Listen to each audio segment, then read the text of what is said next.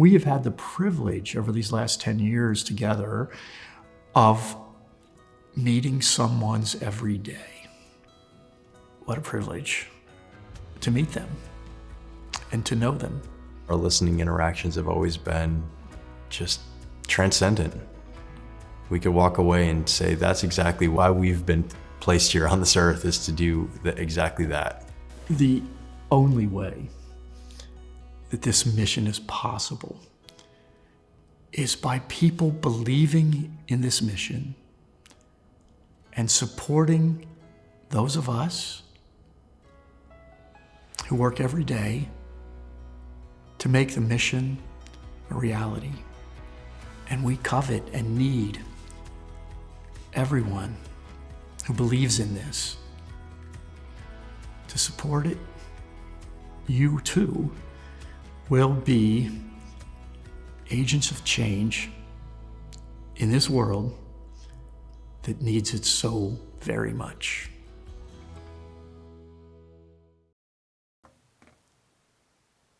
Hi everybody, how y'all doing today? Good, good. I tried to prepare something to say, but I couldn't really put down exactly into words how important I think this 10th anniversary is and how important someone to tell it to is to me. So I'm Connor Donnan. I'm the chair of the board at this moment. I got rid of the last guy. No, I'm kidding. He was brilliant. You know, and so I grew up in Belfast in Northern Ireland during a period called the Troubles, if any of you know about it.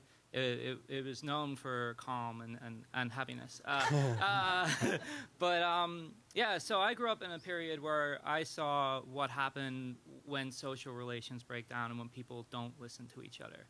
And I saw the power of listening too when we went through a peace process as I was a peace worker in my teens. So when I came to the United States and I found out about someone to tell it to, I had to join right away because I was all on board with the power of compassionate listening. Because I think that this organization that we have built is a transformative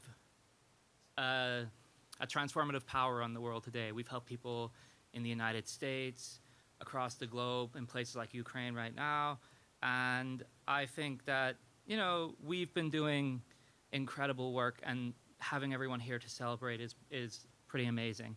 For me, the greatest part about the celebration is having everyone in this room here today, because Michael and Tom, Angie, Elizabeth, everybody on the board, we've been working hard to grow the organization, but everyone here is really the heart of the organization. People who believed in someone to tell it to, donated your time, donated your energy, donated your money, and we're very happy with everything that you've done. And you are truly the heart of it. And if you're the heart, then I want to introduce you today to the soul of the organization, which is Michael and Tom. So Michael and Tom had a vision that many people would have thought was a bit out there in 2012. You know, we've had trying to sell someone to tell it to as a project has been an incredible journey for both of them. And as chair, I've seen a lot of that in recent years and just how well we've grown. In 10 years, they've built an amazing organization with the help of all of you. We've built a pretty amazing team, a diverse, robust, incredibly powerful group of people, and we've transformed a lot of lives, helped build better cultures through compassionate listening, and it's their vision that started this. So Michael and Tom, thank you for building it, and let's kick off our 10th anniversary. Thanks, Colin.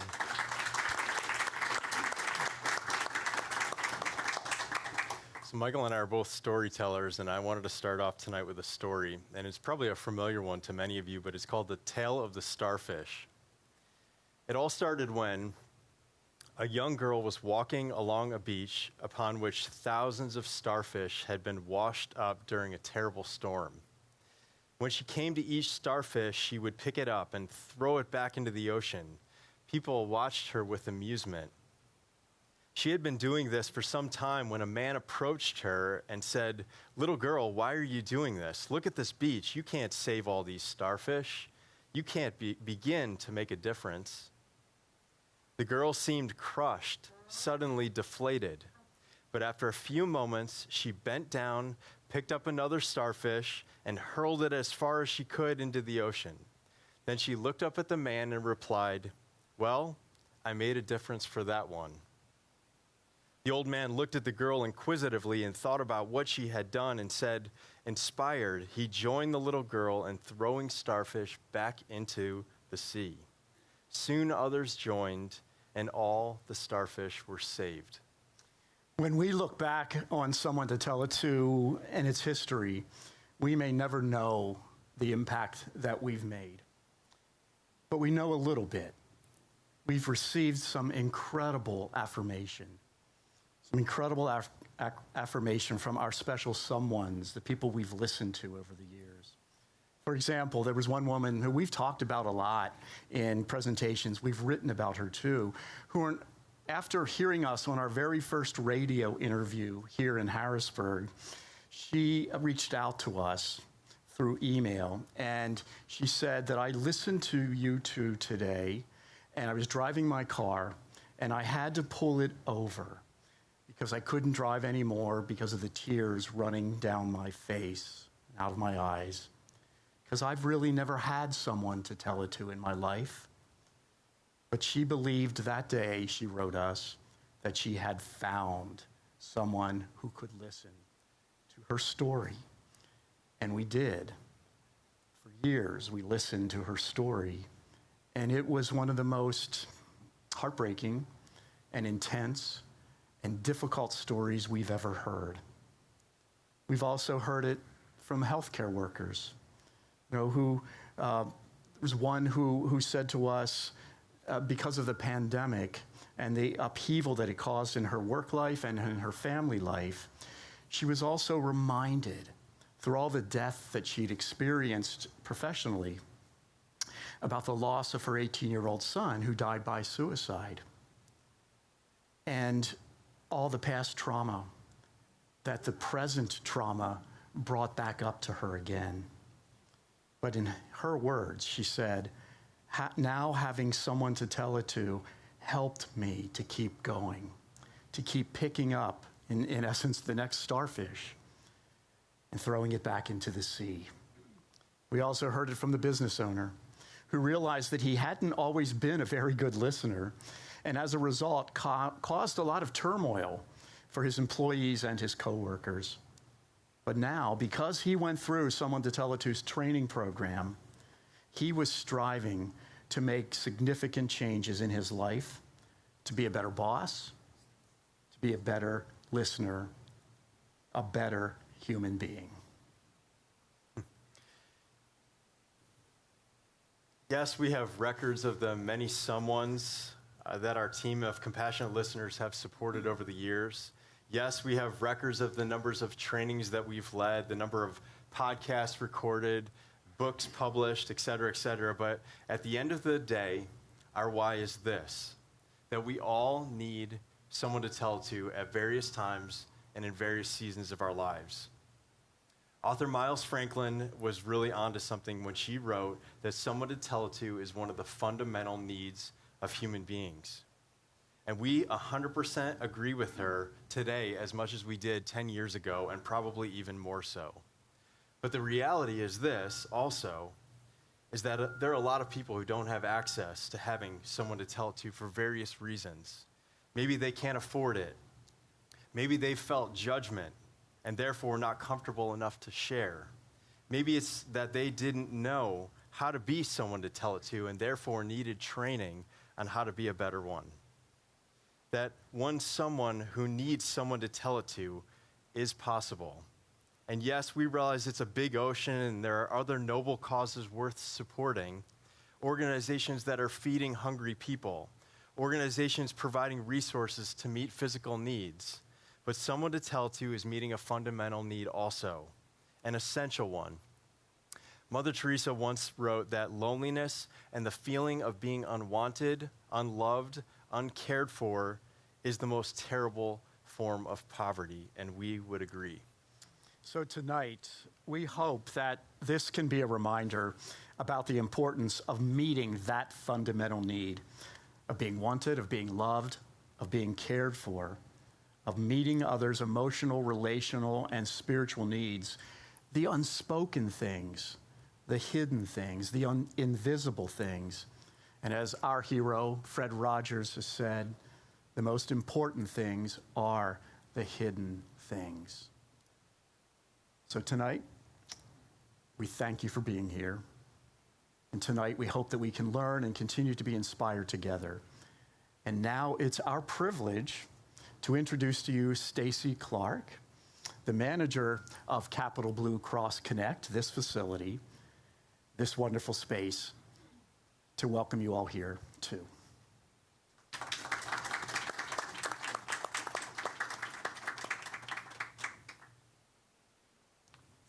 Do this without crying. These two gentlemen are amazing humans, as you all know. So thank you for gracing our space here tonight. And we're so proud and happy and honored to be here celebrating your 10-year anniversary with you.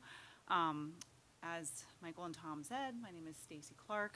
I am the manager of this space. I've been here about 8 years, and we do sell health insurance to individuals, Medicare, and group businesses. But one of the biggest things that we pride ourselves on is the connections that we make to the community. And finding someone to tell it to is a good example of that. So we really appreciate you all being here today and supporting Someone to Tell It To's mission. I wish you guys nothing but the best, and I hope that we can continue our partnership in the years to come. Thank you so much.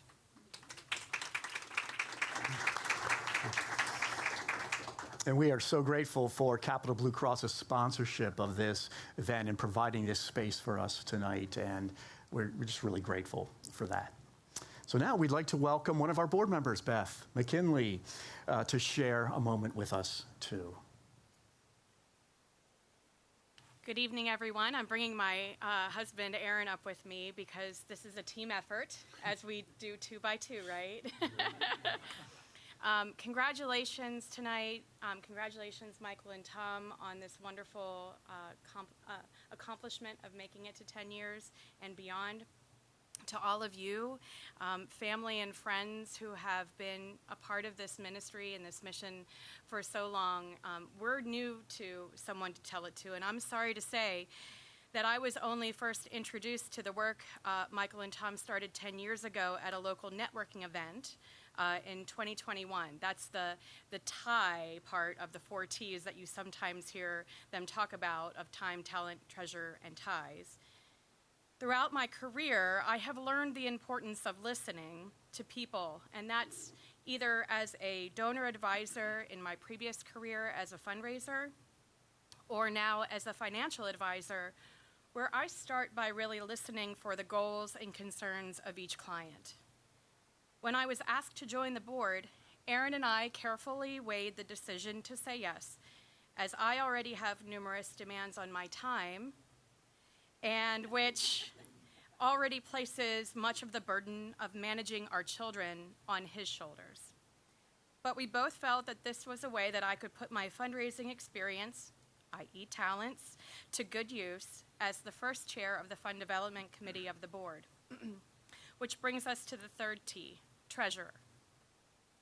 Last year, Aaron's parents were both taken from us quite suddenly.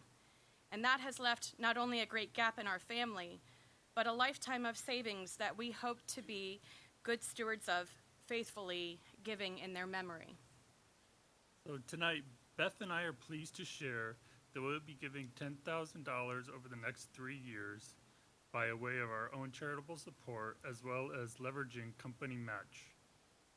This is the largest commitment that we have ever made. But we are grateful for the work that Someone to Tell It To is doing, and we want to be able to help everyone in need, for somebody to listen, and the opportunity to be heard without the worry of costs. We hope that you will join us tonight and in the coming weeks to carefully consider how your time, talents, treasure, and ties can be given to create a world in which everyone matters, everyone is heard, and loneliness is diminished. Thank you.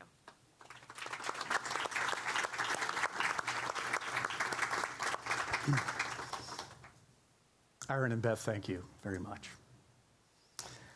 Tonight, we are going to highlight the various projects, the various programs of Someone to Tell It To. And at the core of Someone to Tell It To is the listening that we do. Listening with compassion and creating meaningful relationships through listening has always been the foundational cornerstone of our mission.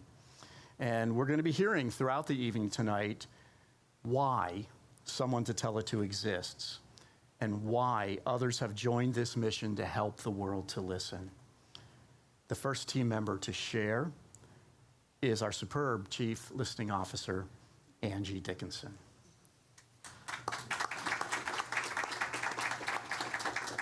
It takes a lot of courage to be vulnerable. That act of courage, coming forward and telling their story, needs to be honored. It is sacred time that we share with people. While I'm sure people can look at others and say, oh, they're a good listener, oh, they're not maybe such a good listener, these skills of compassionate listening, they can be learned. You can increase your listening skills and you can become a better listener.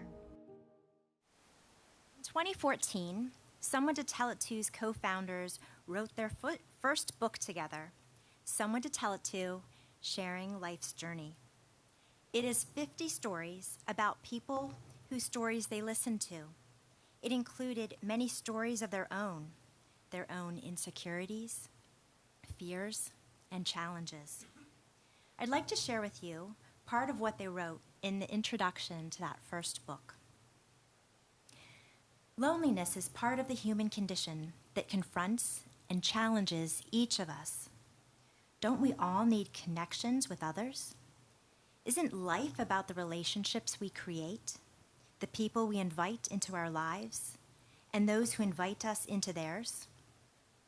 Yet most of our relationships have no significant depth, no intimacy. We are carried through life, and while we connect with others in countless ways, most of those ways are superficial. We barely pierce the surface of our being. We rarely reveal the real issues in our lives. This is why Someone to Tell It To is so significant. It is a safe place for all of us to express our feelings with the assurance that we can confidently give voice to all that is on our minds, in our hearts, and on our souls. It is a place where we will not be judged or condemned. Rather, it is a place where we will be given the freedom to share our burdens so we may begin to find relief from them.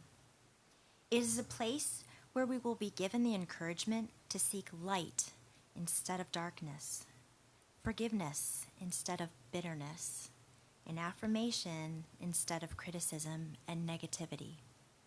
It is a place where we can find comfort, a means to joy, and a path toward healing and abiding peace.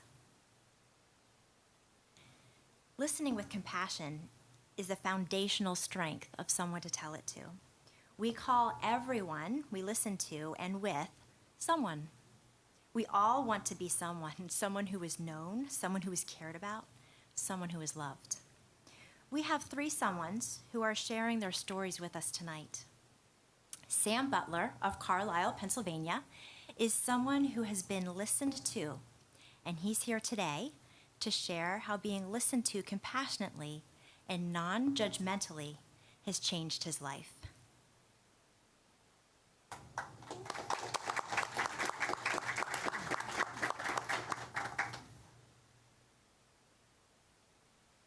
So it's pretty impressive to just be called a someone. Let me just start that off by the way. And I had these remarks on my phone that I had prepared and stuff like that, but I think much like my sessions with my listening team, we're going organic now. We're going vulnerability because once again, even though this is a public space, this is a safe space for me to share. And at its core, that's exactly what this is. I'm a social worker.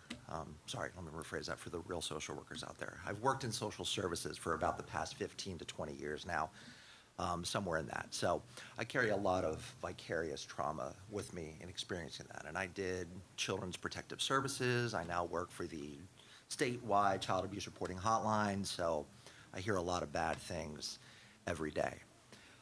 One of the things at my core, before I even got a chance to know my listening team, was I wanted to build a relationship with the families and the people that I was supporting, that I was working with, because I wanted them to feel that they were treated the same way that I would want to be treated.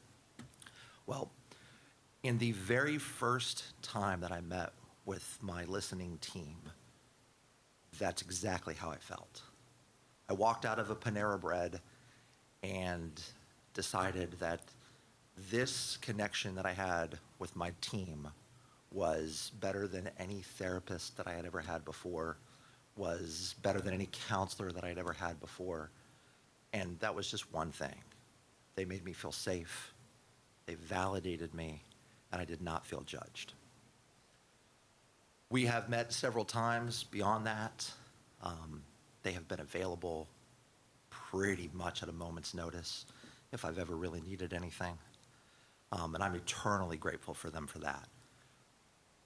But the thing that has lasted most for me is the fact that we have what I would consider to be a legitimate relationship. It is built on trust, understanding, and respect. And that's not something I've ever felt from another organization or any other person ever before. So I am extremely humbled and honored to be here to celebrate this moment with someone to tell it to after their 10th year, and just to say that, you know, everything that everybody in this room is doing, your financial contributions, your time, your volunteering, your skills, it's making a difference. Truly is making a difference. Thank you.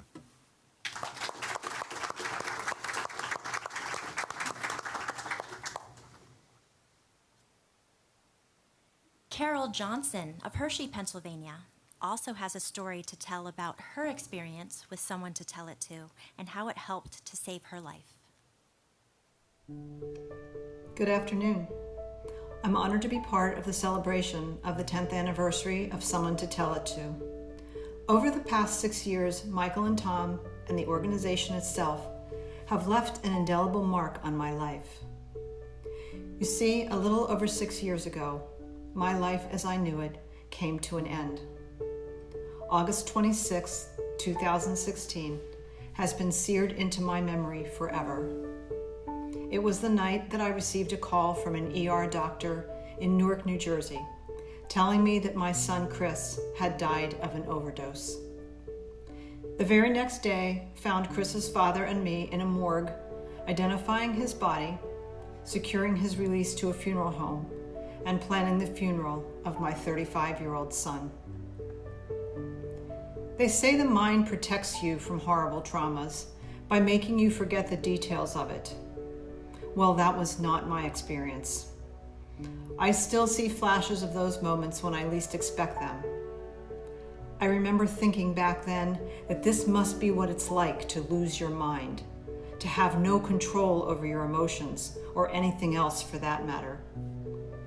Sadly, my memory has never been erased.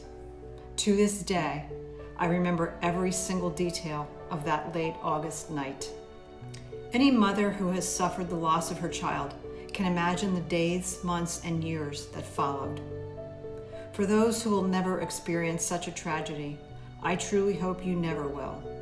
In the depths of these moments of pure hell and desperation, I contemplated ending my life because honestly, I believed the time would never come when I could get up off my knees and take one more breath without Chris in this world. I now realize that many mothers who suffer the loss of a child have similar thoughts, and that such ideation is not abnormal. It is just a sign that you are truly broken. Eventually, with the right people surrounding me, my feelings of self-harm subsided, and I came to understand and express my pain and sorrow, and began to see a path toward healing. In a moment that was both full of grace and devoid of all hope, I met Michael and Tom. They presided over Chris's funeral and hung in there with me through the many difficult days and years that followed.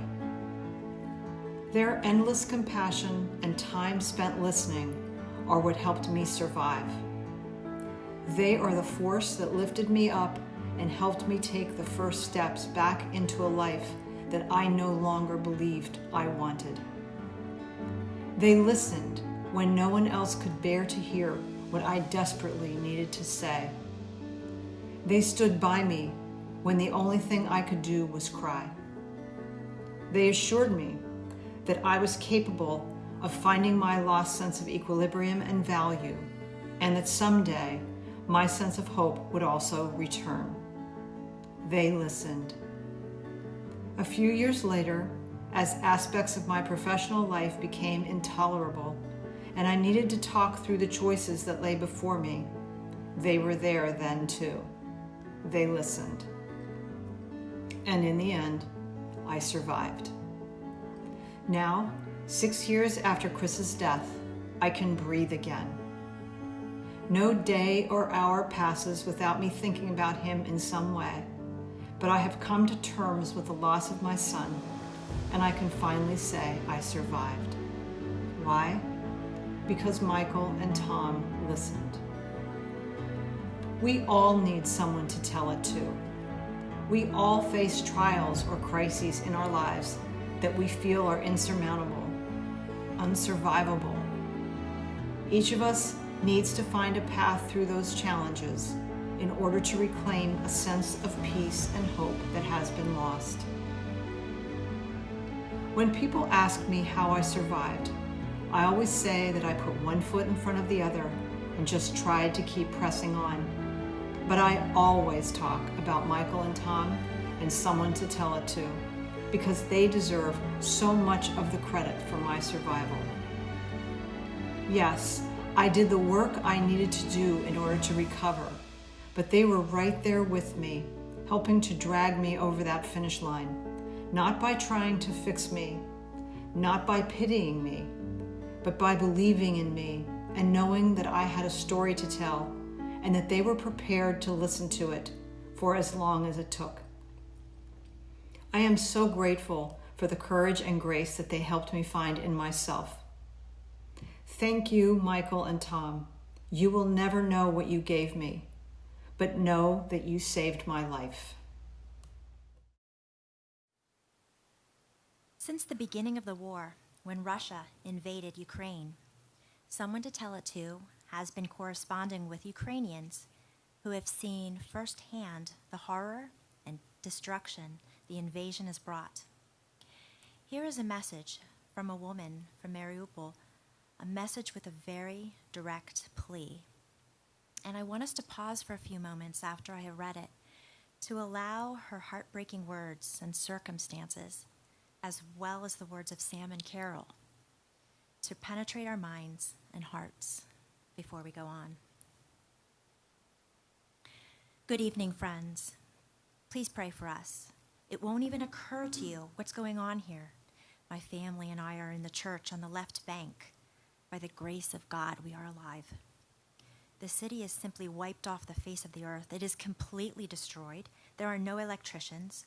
All the wires on the ground. There's no gas. The gas pipeline is blown up. People go out on stones on the street to cook their own food. There's no water. The streets are hungry. Shops are smashed and looted. Hail is fired. Cannons, aircraft, bombs just fall around a few meters from the church, and our windows just fly out. But we are alive. Now the generators are turned on, and we have charged the phones, and for all the time a network has appeared, and I write faster until it disappears. Pray for us. We wanted to leave with my family when there was a corridor. The car immediately broke down. Even if everything ends, people have nowhere to live. Whole entrances burned out. There are holes through and through in the houses. Everything is broken. Schools are broken. It is written, do not be horrified. This is not the end, but it is very scary. The corpses lie on the streets. They don't have time to collect them, or maybe they don't collect them. It's very difficult. Pray. Lots of murders.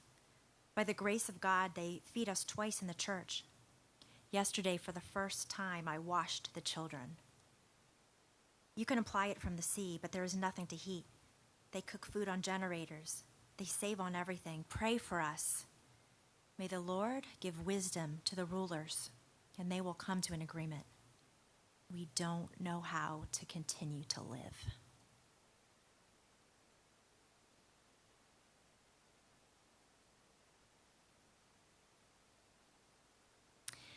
Now, one of our compassionate listeners, Deb Stransky, will share her reason for why she believes in someone to tell it to. What is my why? Why am I part of someone to tell it to? I had to think how to put words to the answer to that question, because it's not easy sometimes to know exactly why we do what we do. For me, the reasons have evolved over time. I've been a supporter since the beginning. I've been friends with Michael and his family for a very long time, so of course I would support his foundation. And then Michael and Tom invited me to be a listener, and then a trainer, and then a lead listener. Each step has meant that my why became more complex. But here's the bottom line. When I listen, there are many times when our someone reveals a part of themselves that they have never shared with anyone else. And sometimes it's something they've never shared with themselves. In that moment of realization, they have this spark of revelation and see a path forward to hope.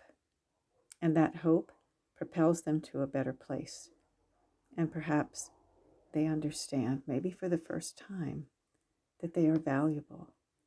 For me, it's a sacred moment, and I'm honored and humbled to be witness to that.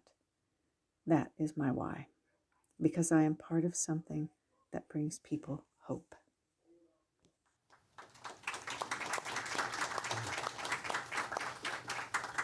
So training has developed as another cornerstone of our mission, which is so exciting. And over the years, Someone to Tell To has trained over 750 people, individuals who want to be better listeners, and businesses, schools, churches, and other organizations that want to create a better culture in which they work, care, and belong. And one of our very fine trainers is here tonight, Matthew Dickinson of Palmyra, Pennsylvania. And he's here to share why he believes in Someone to Tell To and has dedicated so much of his energy and time to training others in compassionate listening. Thank you. From the co-founder's third book, Listening 2 by 2, A Paradigm Shift for Leaders. That's when the magic happens. People ask me all the time, can you give me a list? Maybe the top 10 things I need to do to listen well. Honestly, I bristle a bit when asked for the list. It helps to make remembering things easier, I get it. But as I have indicated already, and will say again, good and effective listening does not start and end with what you do. It starts and ends with what you believe. We must believe that everyone is worthy of being listened to. We must believe that everyone has a story to tell. And we must believe that everyone has a need to be heard. When people feel heard, so much conflict is avoided, so much tension is diminished, and so much more is understood and clarified. It makes a significant difference. It made a difference for me 20 years ago when I was in treatment for a very serious illness. I found that in addition to trying to heal the body, that there is the issue of healing the mind or quieting the mind so that the body can spend its time healing rather than fighting the conversations and the thought processes that are within. And so I found that night by night, my wife and I would sit and just simply talk, or rather, I would talk and she would listen. But in the process, there was a tangible weight that would disappear from right about there. and over the course of that sharing, found that the weight was lifted from me. 20 years later, my daughter, who was then under the age of 1, wrote in her song, "Give words to this weight and be free." And for me, that is what it felt like, to put words to that weight that had been sitting on my chest and be free of it for another few hours. That's my why. The editor and writer who helped Tom and Michael publish their latest book is Isabelle Harmon of Carlisle, Pennsylvania. She says this about herself: "My personal mission is to alleviate suffering in all its forms as it is presented to me. My chosen method is through writing. My guiding principle is unity. I know what I am meant to do and my method to help others." Here she is to share about why she believes in someone to tell it to.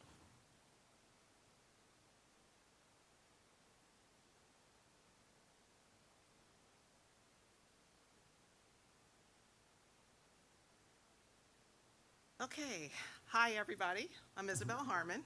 Had the great pleasure of helping to bring to life the story that Michael and Tom started, and I got to join in and help complete. I didn't bring this up here so I can look at my text messages, I promise. But when I was asked to do this, the first thing that I thought of was the definition of love in 1 Corinthians 13, 4 through 7. I'm not going to read it because I don't have enough time. I would love to, but it certainly defines who the two of you are more than you realize.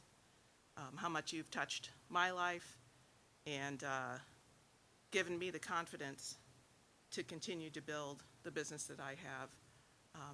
If not for Megan, I would have never met the two of you. So thank you for that. Another thing that it took 2 months, I don't know, of conversations back and forth before I agreed to work with Michael and Tom because of their extensive experience and the fact that they had already authored 2 other books. But I'm glad that we finally came to the agreement to work together and to collaborate, because I had the benefit of deep conversations. Deep conversations from 2 men, one older, one younger, who have a depth of understanding of the human condition that I was lacking. And I have had the ability to learn from both of them. And I sincerely appreciate that. And in our conversations throughout the years, throughout the year of working on the book, there's always been a thread of hope that runs through every conversation that I've had with them. And I know that that hope is not something that's thrown out there dismissively or, for purposes of enriching a conversation. It's a thread of hope that I know is at your core for anyone they are encountering. The other aspect was we had a lot of conversations about growth, and not just growth personally, but growth in the business. And since meeting them, and in particular this year, it's been amazing to see the growth that has occurred with this organization, and that their vision and their mission, along with the board, is going to make 10 more years that much more important for all of us who are sitting in here and anybody else we haven't even met yet. So I consider Michael and Tom to be thought leaders and doers. Anthony and I had a conversation this week where we talked about we were talking about the importance of diversity, equity, and inclusion. And there are 2 people I think are truly on that path to make sure that it is happening in their own organization and in their communities, it's Michael and Tom. They walk the walk. They don't just put it out there and think somebody else is going to do it. And I have great admiration for the 2 of you because of that. And I learn a lot. The last thing that I want to say, the impact that you've had in my life, I was a little scared when I found out that they are both pastors. Maybe it's because I'm not always such a good person. And they challenged me often. But over the year and a half that I have had the privilege of knowing the two of them, the last time we met, when we agreed to work together again, I revealed to them that I have felt that I had a calling. And both of them perked up, leaned in, did everything that the acronym told them to do, and all of you should do, and me. But it was the physical embodiment of who they are. They leaned in. They turned everything off in their minds, and they heard what I said. Still don't know what I'm supposed to do, but I'm working on it. So thank you very much for tonight. Thank you for inviting me to be here. It's a great pleasure to honor the two of you and your organization. Thank you.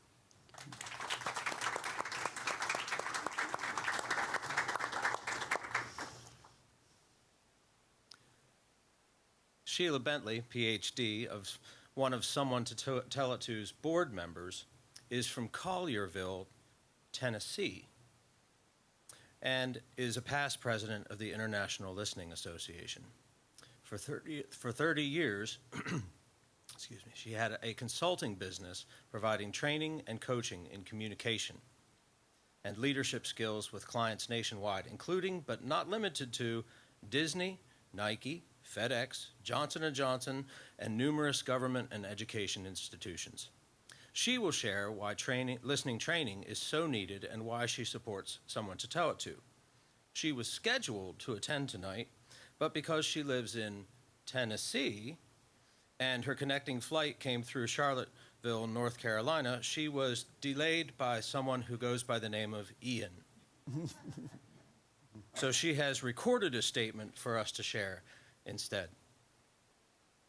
Good evening and greetings from Memphis, Tennessee. And I'm so sorry that I'm not there with you. I had so looked forward to getting to meet everybody and just to be there for this event.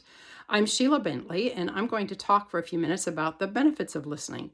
Since Michael and Tom are in the business of listening, it might be helpful for you to see what some of the benefits to listening are.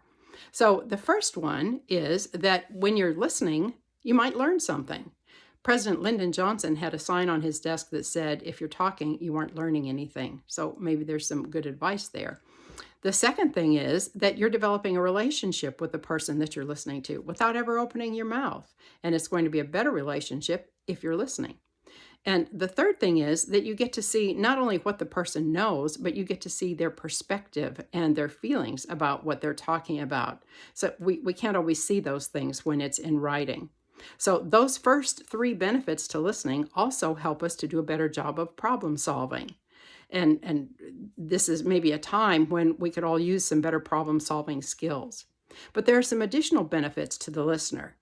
The speaker tends to like you more if you listen to them. They also think you're smarter. And by the way, there is research to back both of those things up.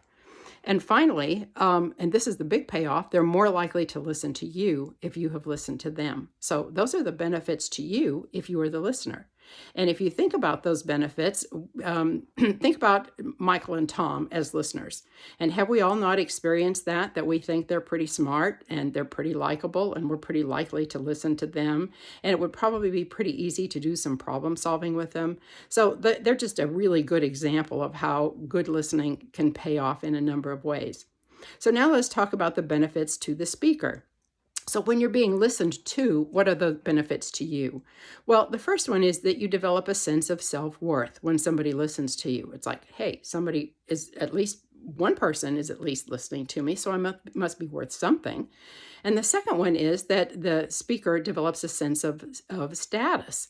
And how high that status is depends on the status of the listener. So if the Queen of England is listening to me or the President of the United States is listening to me, I have a higher sense of status than if it's just my neighbor who's listening to me.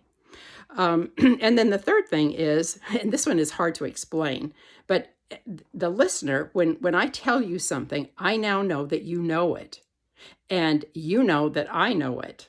And so you can't say, well, I didn't know that, or you didn't tell me about that, or, so you can't claim that you were unaware because we've had this experience of awareness. So anyway, those three things can also lead to better problem solving and better relationships. And one other benefit is that listening is free. It's the gift that you can give to people, and it doesn't cost you anything other than maybe some time and some energy. It's not easy. It's not always fun. And that's why sometimes we need courses in how to do a better job of listening, because sometimes we are kind of all about ourselves. And if it's not interesting, we don't want to pay attention, or if it's painful, we don't want to hear it. So those would just be some of the benefits to listening. So I hope you have a good evening. I'm so sorry I don't get to share it with you, and I'll look forward to some future date of getting to be with all of you.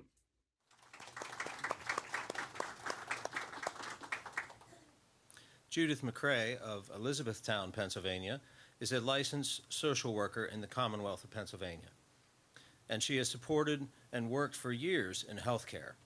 Judith has been an advocate for and a supporter of Someone to Tell It To for several years, since the first time she heard what the organization does.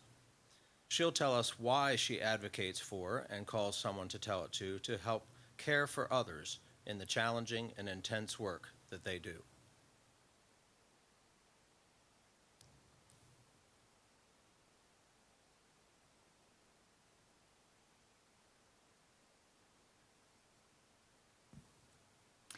I met Michael and Tom pre-pandemic at a coffee shop in Harrisburg.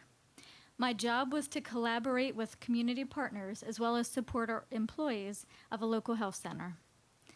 This meeting was different from others. The level of genuineness, care, warmth led to immediate transparency. What they shared, I would explain as it just makes sense. Humankind is hurting. We all hurt. Someone to tell it to is the listening ear that many have either not had enough of or maybe have never had.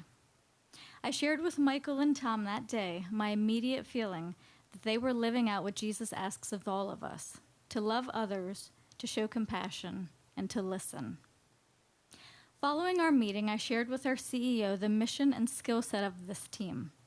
Since that time, we've utilized Someone to Tell It to present at our social services department meeting, which is a team of more than 60 staff who support others in their darkest moments. We also partnered with them during COVID and all of the political unrest that followed to support our staff in conjunction with EAP programming. More recently, within our WIC department, they faced an unexpected crisis. Our most tenured WIC employee of 31 years was in a freak accident which killed her husband and left her that she is still now going through surgery and healing almost a year later. The team was so shaken. Someone to Tell It to agreed to come in that same week to meet during their staff meeting and let them grieve for their colleague, for the what-ifs, as well as the vicarious trauma that it rebirthed for all of the staff. Years later, when I look back to that initial meeting, I still think it just makes sense. And why would you not utilize them? I look forward to continuing to partner as opportunities arise, and I'm truly thankful for my collaboration with this amazing team.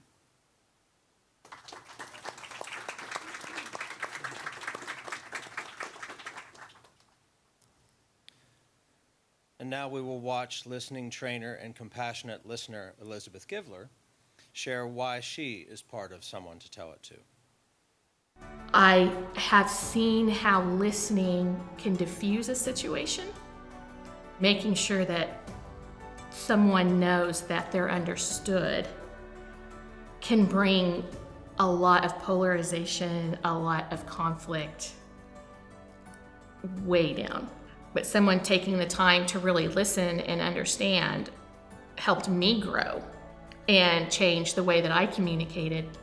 And like Fred Rogers said, you're the most important person in my life right now. That person feels loved, feel important, they feel cherished.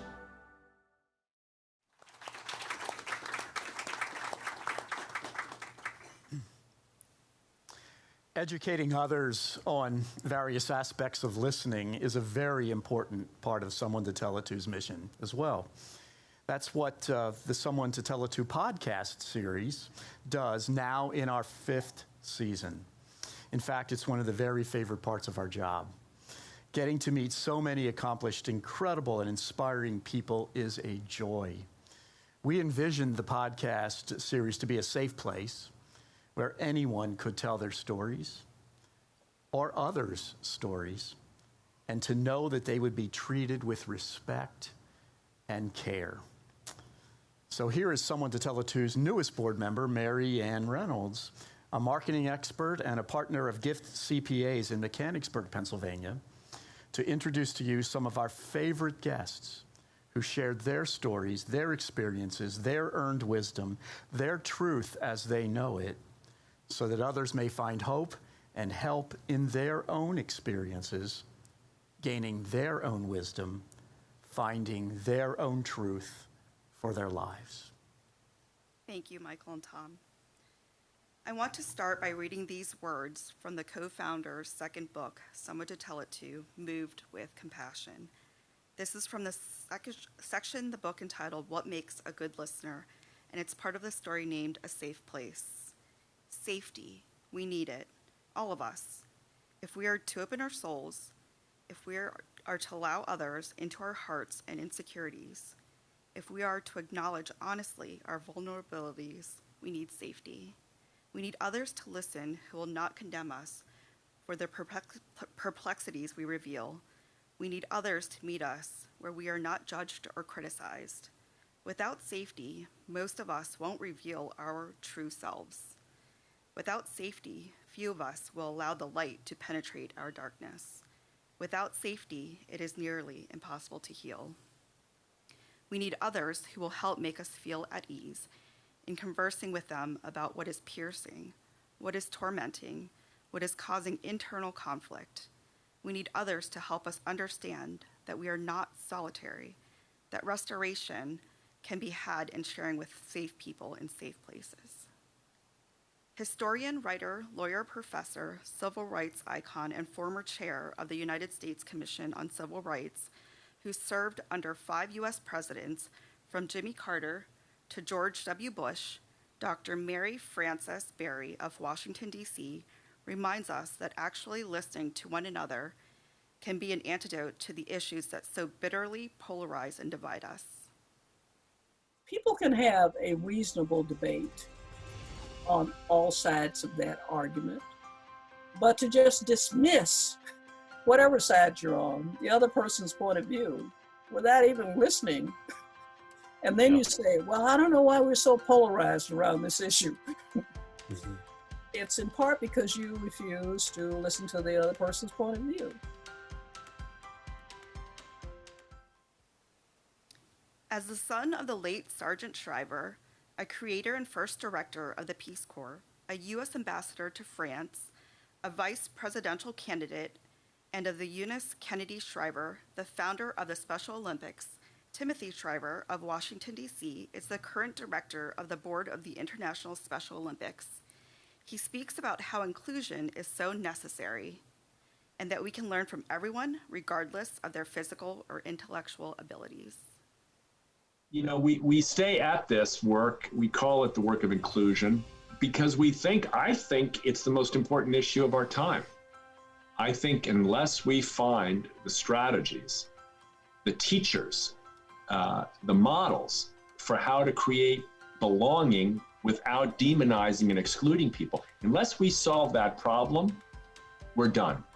And the people who can teach us how to solve the problem, Michael, are people like your son.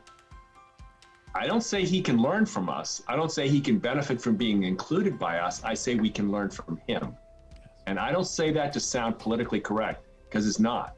I say it because I believe it to be the truth. Anthony Johnson of Martinsburg, West Virginia, also a Someone to Tell It To board member, changes lives as a life coach and leadership consultant through his business Continuous Journey, LLC. In his conversation with Michael and Tom, he reminds us not to give up on ourselves. Everybody who you look at and you see that is successful, you seemingly doing well, they've been through traumatic experiences. They've had low points. They've dealt with those things. So don't be swayed by what you see on social media. Even if somebody has a nice house or a nice car, that person could have a nice house, nice car, and be in thousands of dollars of debt. Just run your race and do not give up on yourself. Jane Adshead Grant of London, England, is very people-focused.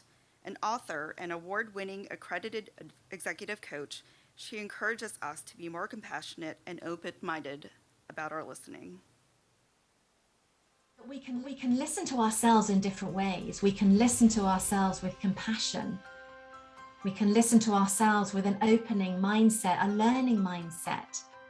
Or we can listen to ourselves in combat, in competition, where we end up beating ourselves up. Notice when we're listening to self, how are we listening to ourselves? And to begin to choose to be more compassionate. Rabbi Ron Simons of Pittsburgh, Pennsylvania, is the Senior Director of Jewish Life at the Jewish Community Center of Greater Pittsburgh, and also the founding director of the organization's Center of Loving Kindness. He was also part of the healing efforts after the mass shooting at the Tree of Life Synagogue in 2018, which was in his immediate neighborhood. He urges us in the midst of tragedies, such as that one, what it means to move from being a bystander to an upstander who loves your neighbor as yourself. Here in Pittsburgh, unfortunately, there was yet another shooting in the Black community that touched all of us in such a horrific way, because someone actually went onto a school bus and killed a child on a school bus. And so that school, the Oliver Citywide Academy, had to shut down for a couple of weeks in order to regroup and to figure out how do we deal with this on the north side of Pittsburgh. Well, in the course of those 2 weeks, there came a day, I think it was a Wednesday morning, one of the coldest days of February this year, when the teachers were expected to come back into school for the first time without the students. And we brought together people of all different faith traditions, about 30 of us or so, standing outside at 6 a.m. when teachers began to arrive at the school, holding posters that said, "We love our school secretary as ourselves. Love your school bus driver as yourself. Love your school principal as yourself." Just to let them know that we care about them and we're grateful. Being an upstander in those very practical ways is another way of tapping into hope. If I can do something for you, and that's going to help you, and we know that at the same time, my helping you is helping me, then we're doing something right. The founder of Searcher Films in Harrisburg, Pennsylvania, Davis Holliday, is our latest podcast guest. Davis is an articulate spokesperson for the beauty and life-changing power of storytelling. He talks about his passion to tell stories through his chosen medium, film. What kind of feedback have you gotten from some of the people you've interviewed? I mean, the best thing that we can hear, honestly, is just that people feel seen. In the act of listening and sharing back to them what we have heard, when we get that right, somebody is able to watch that and feel like somebody deeply understood the story that they were trying to tell. Just a few weeks ago, Someone to Tell To's Chief Operating Officer, Elizabeth Armistead, moved from Harrisburg to the Seattle, Washington area. This move is just such an exciting one for Someone to Tell To, because Elizabeth will continue to work side by side with the Someone to Tell To team from there. The magic of virtual connections is enabling all of us to touch base consistently and to ensure that Elizabeth can remain a vital part of this mission. She is also helping to establish a presence on the West Coast of the United States and has already been meeting with and in contact with others who do just that. So here's Elizabeth on video from the Pacific Northwest to share her why and to introduce clips from our most recent annual gathering events over the past several years, events that spoke to the anxieties, loneliness, and cultural challenges of our present age. Good evening, everyone.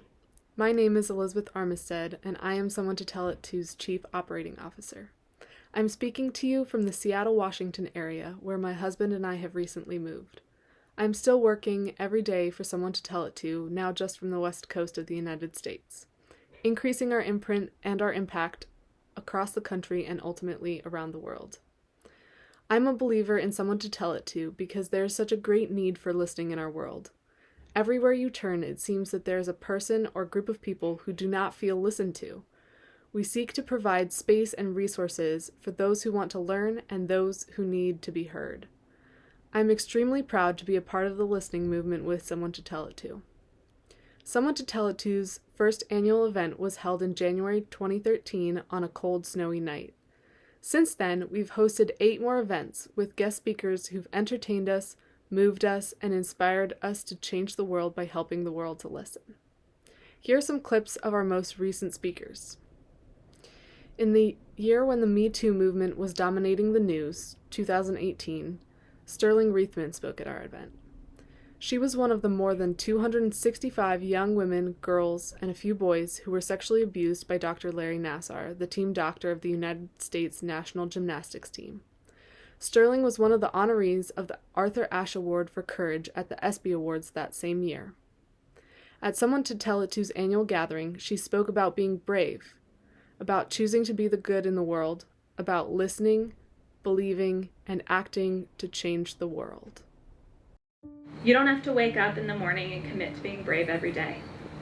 You don't have to look at yourself in the mirror and say, I'm going to go out and do something heroic. It's far more simple than that. You just have to choose to be the good guy. So be the good guy. All you have to do is listen, believe, and act. Who knows? Those 3 little things may even change the world one day. Dr. Junlei Lee, currently the Saul Zentz Senior Lecturer in Early Childhood Education at the Harvard Graduate School of Education, spoke in 2019 after the documentary about the life and legacy of Fred, Mr. Rogers, Won't You Be My Neighbor, premiered. Previously, he served as the co-director and Rita M. McGinley Professor for Early Learning and Children's Media at the Fred Rogers Center at St. Vincent College in Western Pennsylvania. His message was about building trust with children, and really, all of us. He said there are no shortcuts, that it does not happen by accident. We learn and grow best, he reminded us, through relationships. Now, the crossing guard's interaction with children is about 5-10 seconds maximum.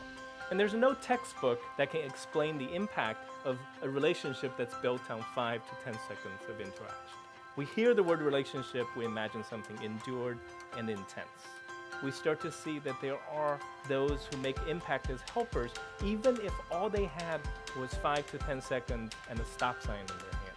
Mr. Rogers had this saying about how trust doesn't happen by accident, that there are no shortcuts. But he was firmly convinced that it was through relationships that we grow best and learn best. There are no shortcuts. It's not like a romantic comedy. In the beginning, there's that magic.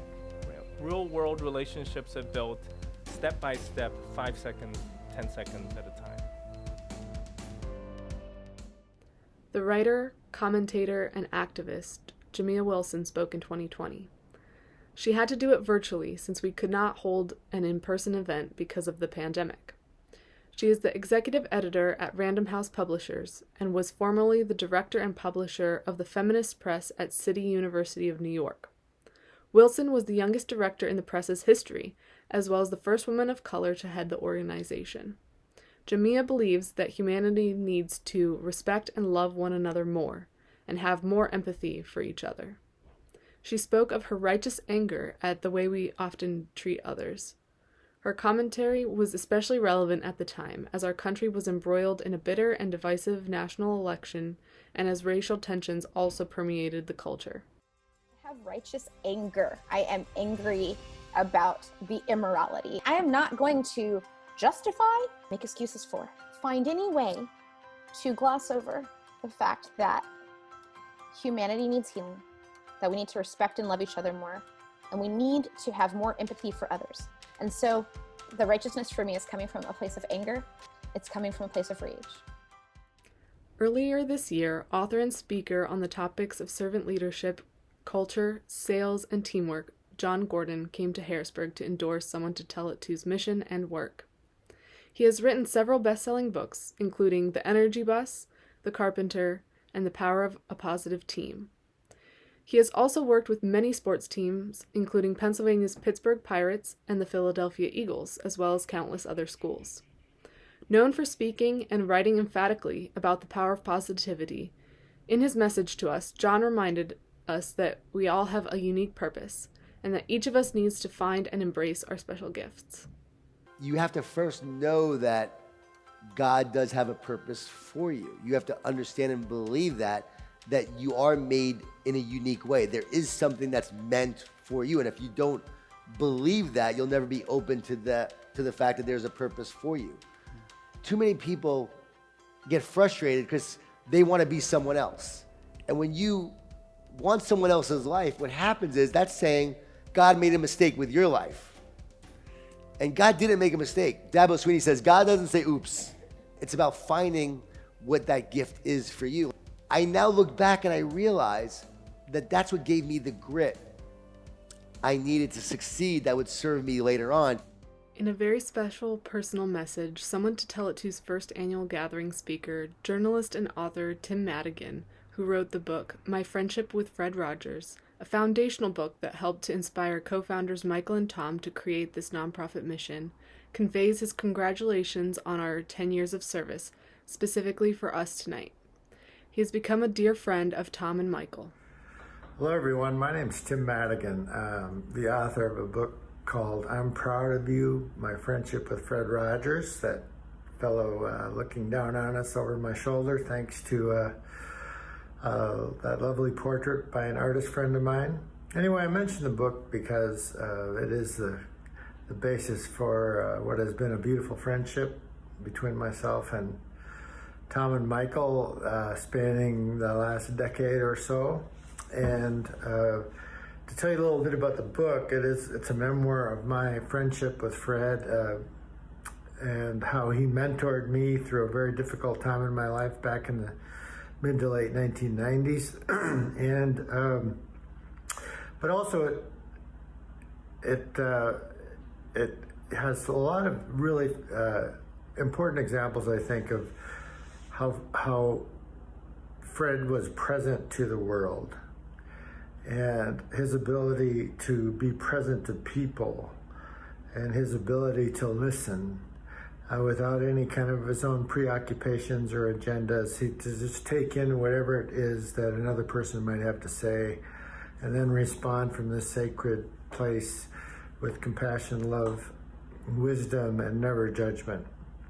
So you can understand now, knowing Tom and Michael, why they found my book important when they read it about 10 years ago. It really speaks to who they are as individuals and what Someone to Tell It To is as an institution.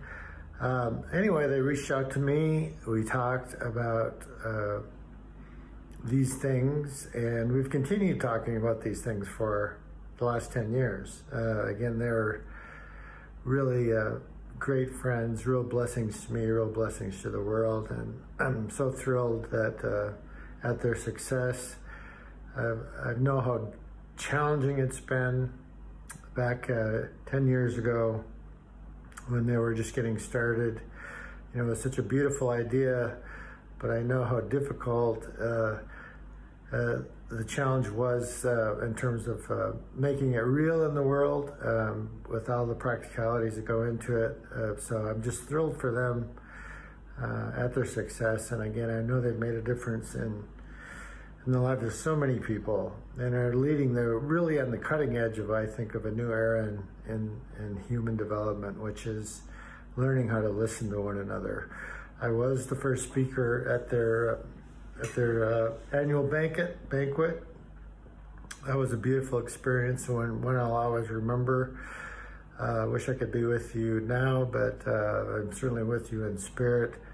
And Godspeed to my two friends on another 10 years of success and in their remarkable ministry of listening. So peace to y'all, and thank you so much for everything, Tom and Michael.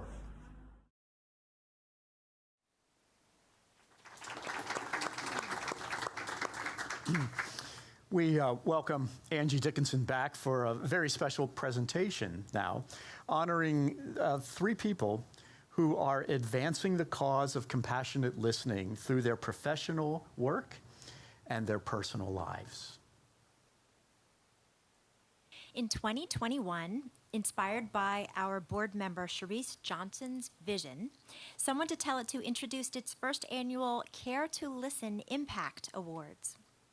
Nominations for 3 awards were received and 3 recipients were chosen. Because of the ongoing limitations brought by the pandemic, these awards could not be given in public in person. So tonight, we want to acknowledge publicly those recipients. The first recognizes one of Someone to Tell It To's trained compassionate listeners who demonstrates exceptional service to others in their community. That award goes to Megan Bachmore of Harrisburg, Pennsylvania, who is the Executive Director of the Harrisburg Young Professionals.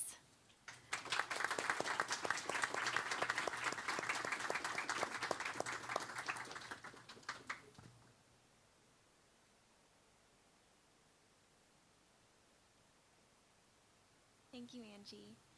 I have always felt different than others. I'm a very highly sensitive person. I feel things very deeply, and I've always valued deep, authentic connections with others and truly believe that they have had something important to say, that everyone has something important to say, everyone has a story to tell, and everyone deserves to have someone to tell that story to. I'm grateful for the training that I've received through Someone to Tell It To that has helped me to be a better servant leader in the community and has helped me to increase my active listening skills. I am grateful for the opportunity to be able to serve as a volunteer for Someone to Tell It To and be that listening ear to someone who may not have anyone in their life that would listen to them with empathy and without judgment of their situation. And I'm grateful and appreciative of my peers who have recognized me with this award for doing something that I truly love and for just being myself. Thank you.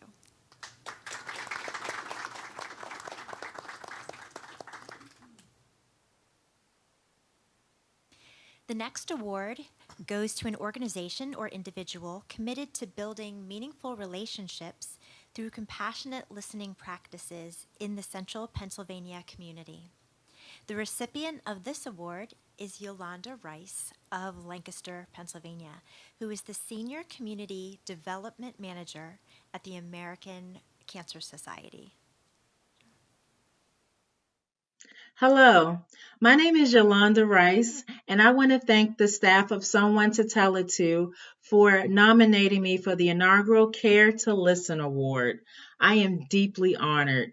As a staff member with the American Cancer Society and as a member of this community at large, I will continue to encourage people to listen not only with their ears, but listen with their hearts. Listen to understand, listen to care, and listen to one another so that we can be more united and grow more in this community. Again, thank you so much for this honor. I am so appreciative. Have a great day, and I hope to see everyone soon. Bye-bye.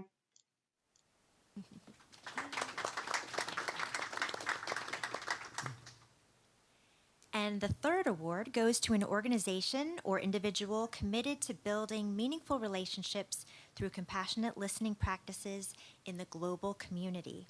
This recipient is best-selling author and servant leadership expert Dr. Ken Blanchard of San Diego, California, who endorsed our co-founder's latest book and is world-renowned for his leadership work. Hi, I'm Ken Blanchard. I'm holding something that's dear to me. It's the Care to Listen Impact Award given to me by Someone to Tell It To.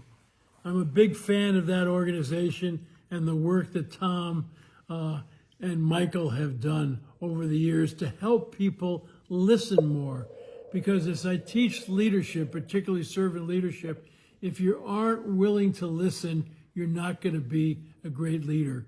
A great servant leader listens more than they speak because they're there to serve, not to be served.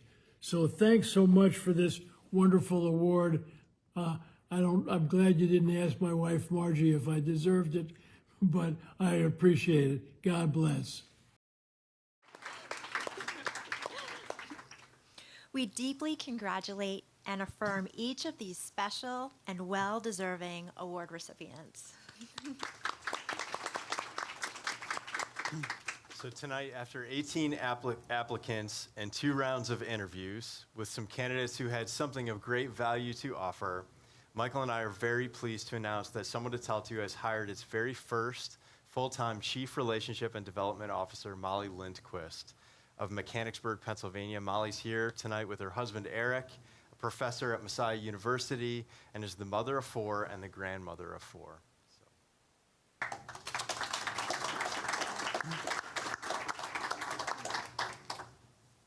Thank you so much. I was looking at the invitation that I was handed this past week, and it talks about looking back and looking ahead. And tonight I really got a front row or second row look at what it is to see all these stories come together and the impact and just, well, the impactful stories for the past 10 years. And then looking ahead to the next 10 years. So here today I stand at the crossroads of my first day. And so, yeah, my first day. And so I start training and onboarding this next week. And so they wanted me to just speak a little bit about finding this job. And so I was looking on LinkedIn, and I was delighted to discover the Chief Relationship and Development Officer opportunity. And when I saw it, I responded immediately. I saw that it was posted 4 days earlier, and I thought, I don't know if I got it, if I got it in on time or anything like that. So I knew that my passions aligned in vocational relevance with this job. I found myself just going online and reading more and more and more, and just knew that I wanted this more than anything. And then looking ahead, I just want to invite everyone to continue the great work in engaging humanity in deeply meaningful ways with me. So thank you for your support. And if I did not get to meet you tonight, please don't leave until you say hi, because I really want to meet you. Thanks.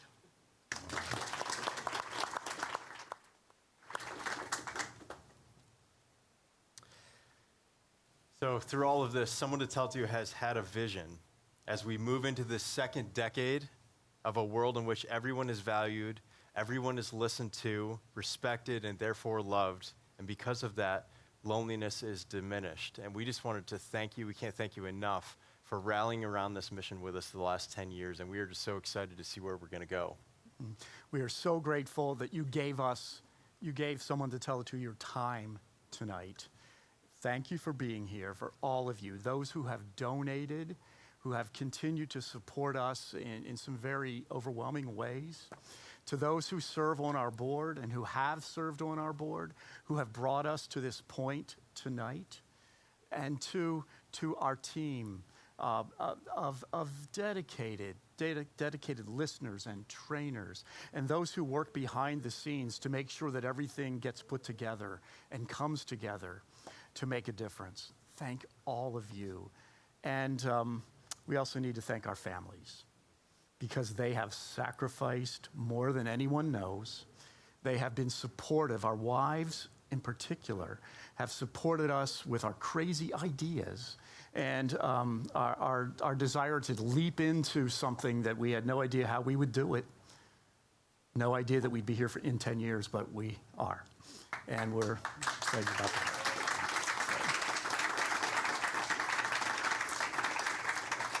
So we had a lot more to say, but we've run out of time.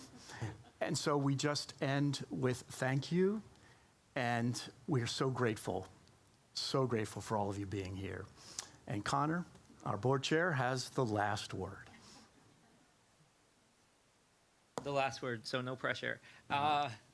Okay, well, I just wanted to thank everyone for coming out tonight. 10 years ago, Michael and Tom planted the seed of someone to tell it to, but all of you have been involved in watering it and watching it grow. And what you can see from the testimonies of everyone who's spoken, of our amazing team and our board, is that your investment has come back 100-fold, 1,000-fold. You are helping us transform the world and make the world a better place. We live in a time right now where people are dealing with the aftermath of a global pandemic, hopefully the aftermath. We're also dealing with increased political polarization, and we're dealing with mental health crises across the globe. In this time, it's easy for people to see darkness, but someone to tell it to is a ray of compassion and hope for everybody. And you help build that, every single one of you today. So again, I want to thank you. I want you to give yourselves a round of applause because you deserve it, and all of you really have made this amazing. And I want everyone to hang out afterwards and have fun. And also thank you to Michael and Tom for absolutely killing it and hiring our amazing team. Anyway, that's it. Enjoy.